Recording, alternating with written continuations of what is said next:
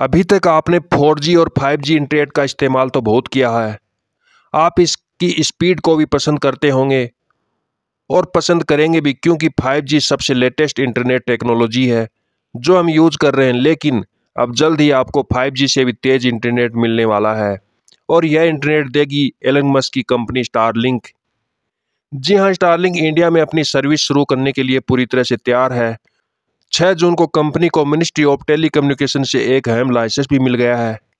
इसी के साथ कंपनी की तरफ से अपने मंथली रिचार्ज प्लान का खुलासा भी कर दिया गया है। इतना ही नहीं, यह जानकारी सामने आ गई कि कंपनी कब से इंडिया में सैटेलाइट इंटरनेट शुरू कर रही है।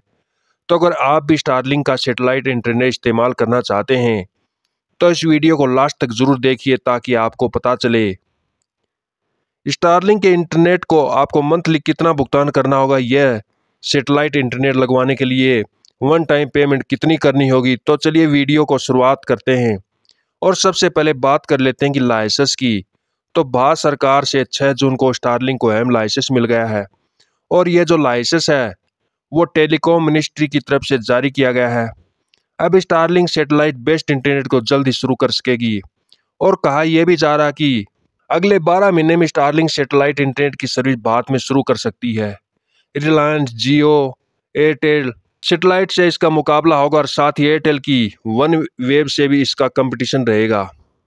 जियो सैटेलाइट और वन वेब भी जो है वो सैटेलाइट सर्विस देती है और अब सैटेलाइट सर्विस की दुनिया में सैटेलाइट इंटरनेट सर्विस देने वाले जो प्रोवाइडर हैं उनके आगे स्टारलिंक भी एक बड़ा चैलेंज बन के सामने आ रही है।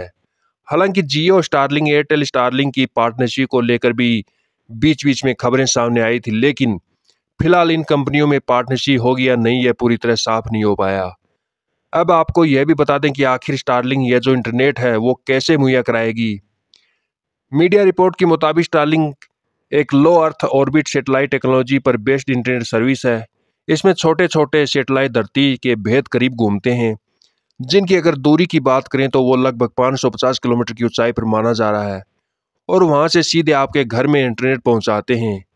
इसमें ना मोबाइल टावर की जरूरत होती है ना ही फाइबर केबल की। यह टेक्नोलॉजी खासकर उन इलाकों के लिए बनी है जहां नेटवर्क बहुत कमजोर है या फिर बिल्कुल भी नहीं है, जैसे गांव, पहाड़, जंगल, दूर दराज के इलाके आते हैं इनमें।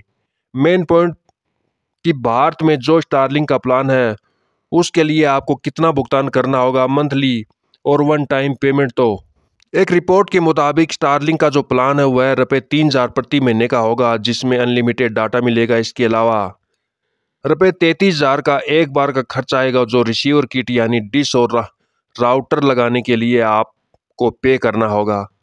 पहले स्टारलिंक के former India head Sanjay Bhargava ने भी इसकी कीमत पहले साल ₹1,58,000 उसके बाद के साल 15 लाख के आसपास बताई थी, लेकिन अब कीमत घटकर इसे बांग्लादेश जैसे देशों की तरह बनाया गया है। स्टारलिंक की योजना भारत में 600 से 700 Gbps की बैंड विड्थ देने की है, यानी इसकी स्पीड और स्टेबिलिटी काफ़ी अच्छी हो सकती है, खासकर उन जगहों पर जहां अभी तक नेटवर्क नहीं पहुंच पाता। अब एशियाई देशों की बात कर लेते हैं कि स्टारलिंक बाकी एशियाई देशों में किस कीमत पर स्टारलिंक की सर्विस है और मुहैया करवा रही है।